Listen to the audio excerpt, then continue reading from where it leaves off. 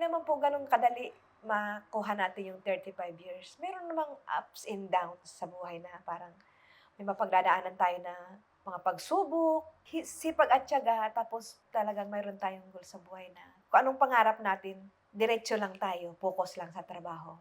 Matutupad po natin lahat yan. Sa totoo lang, dito sa Piandria, dito ko po nahubog ang aking sarili.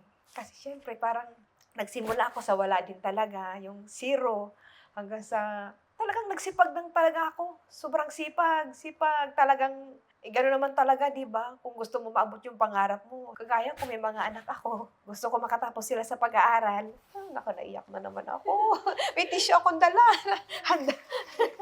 Oo, na 4 yung anak ko, napag-aral ko sila lahat. Kasi yun ang pangarap ko, yun ang goal ko sa kanila na makatapos sila sa pag-aaral. Kasi ako, sabihin ko na sa totoo lang na ako hindi naman ako nakapagtapos, pero dahil dito sa Piandre, nahubog ako ni Ma'am Linda ang aking personality na buhay. Yung parang lahat, ang aking buong pagkatao, nahubog niya talaga yan. Talagang, itong pagluluha ko parang naiyak ako dahil sa, na-achieve ko kasi lahat yung mga pangarap ko. Ma'am, totoo lang, na napag-aral ko yung mga anak kong 4, tapos yun nga lang talagang focus sa pagpapaaral ng mga anak kasi wala kang mga diyan, mga luho-luho, mga gano'n-gano'n. Ngayon lang ako nagluluho-luho ng konti. Sa totoo lang, nakapag-Boracay na nga ako, eh. Oo, oo, kasi siyempre natapos ko na yung mga anak ko. Basta yun lang, I'm happy, very happy talaga ako kasi successful ang aking buhay dito sa Piandre at napagtapos ko ang aking mga anak. Oo, meron kaming do'n kami nakatira sa bagong bahay namin na bago, yung pinagtulungan namin ng anak ko yon. Yung bahay namin na tinitirahan dati, pinaparentahan ko na po yun. Naku, Diyos ko.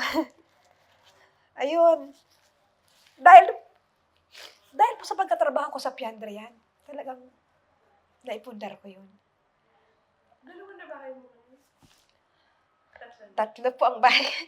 Ang bahay ko ngayon, yung pinapaupahan ko po, and sa totoo lang hindi ko namang pinagmamayabang, I'm so proud lang pala kasi na-achieve ko po yun. Doon kami nakatira sa anak ko na kinuha niyang townhouse, tapos yung 2 bahay ko na maliit. Pero siyempre kahit maliit po yun, napakahalaga nun dahil pinaghirapan ko talaga yun. Pinaparentahan ko ng kahit mura lang, pero masayang-masaya ako.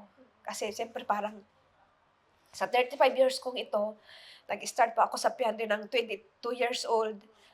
Nakapundar pa ako ng ganyan. At least pag matanda na ako, mayroon pa akong naipundar na hindi naman ako kakapa-kapa na hihingi ako sa mga anak ko.